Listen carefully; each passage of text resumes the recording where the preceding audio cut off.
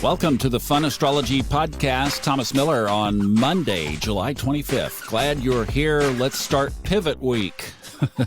That's really what this is going to be, is a pivoting week in the sky, because some things are going to be aligning and happening this week. Then as we roll into August, it really is almost just a name change of the month, because the energy in the sky continues right on. It kind of is boom, boom, boom for the first 3 weeks of August. And mostly what's happening is these breakaway planets, these faster-moving breakaway planets, so Mercury, the Sun, Venus in particular, are getting in position to aspect the slow movers. So that first bunch of Mercury, Sun, Venus, and then Mars will come behind it, sextiling, squaring, trining, and then opposing Pluto, Saturn, Neptune, Jupiter, and even Uranus a little bit later on. So that's the big picture of what we're going to be expecting, and of course that even sets the stage for the upcoming eclipses in late October, early November.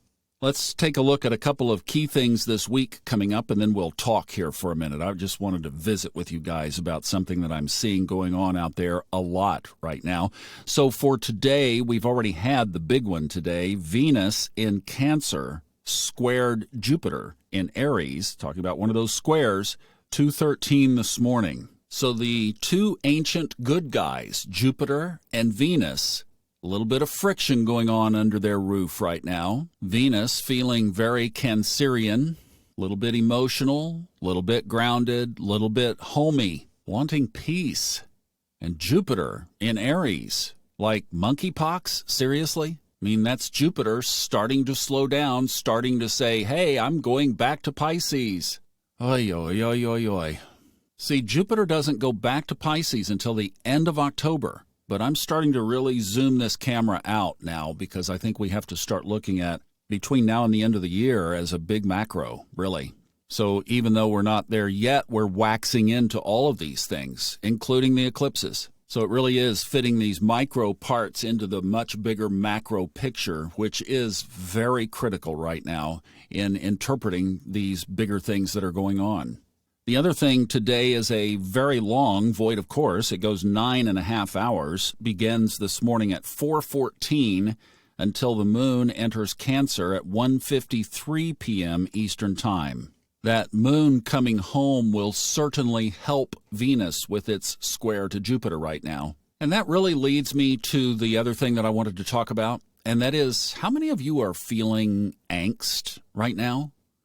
So not only have I been hearing it, but I too had a couple of days with it late last week and into the weekend. Mine was more the general kind of angst I felt on September 10th, 2001. Many of you don't know that story, but I felt just this quake of tension the evening before. It was just for a split second, just for a minute.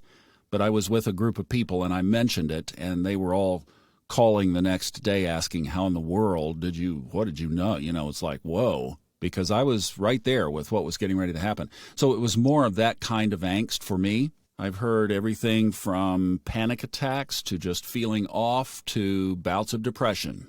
Spoke to my son over the weekend, and he's right smack in the middle of his first Saturn return and is going through some challenges himself. So I would appreciate your thoughts and prayers for him. His name is David.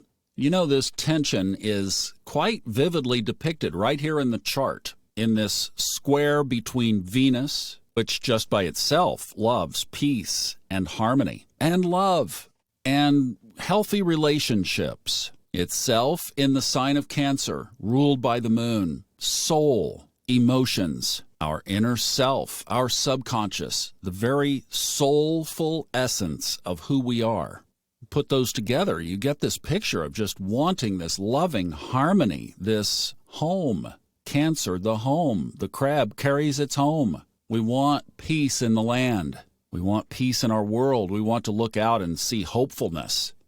And there's Jupiter in Aries, expanding everything it touches. Fiery Aries, ruled by Mars, the god of war. Mars sitting over there right next to Uranus. In fact, the A version of the Uranus North Node conjunction happens tomorrow afternoon when it conjuncts the mean node, or the average node, if you will, of the north node of the moon, which, as we say we're under this moon wobble, is in this waxing upcoming square with the sun, August 10th. So there's Jupiter sitting over there in Mars' sandbox where it just left not too long ago, saying, you go for it, buddy. I got you on the backside. And probably kind of wondering if being in Aries is not more fun than coming from its home sign of Pisces. Could it be saying, in Pisces, I have to be all good and I have to be religious and spiritual and everything. And over here in Aries, I can be a bad boy, especially with the owner of that sign, Aries, being over in Taurus where it went in with a bang. Stock market dropped about 800 points that day before finally recovering some in the afternoon. So do you see or feel that tension? And the moon has been going over all of this over the last week. So as the moon has been transiting everything from Capricorn, Pluto, Aquarius, Saturn, Pisces, Neptune, Aries, Jupiter, and Chiron, you see the picture here? It's almost like the moon traversing all of this has brought the conflict of this chart straight into the heart of our own emotions. I can almost feel the emotion of Venus sitting there with its arms just open wide, looking back at 0 degrees Cancer, saying, Moon, Luna, please come in here. I need a big hug. So that's what we get to do for the next couple of days. So with the moon at home, let's just give ourselves a big hug too. A couple of days of processing, a couple of days of just being with it, a couple of days of self-love. And just knowing that it's all going to be okay. I mean, we're going to get through it. We're going to get through it one way or another. And it's all going to be just fine. We will be supporting each other. So, let the conflict be. The world is changing. Saturn and Pluto are doing their thing. And we are awake to all of it. And we'll be watching and guiding and directing as the chart shows us the best paths. All right? Take a big lunar fresh breath. See you tomorrow. Have a wonderful Monday. Bye-bye.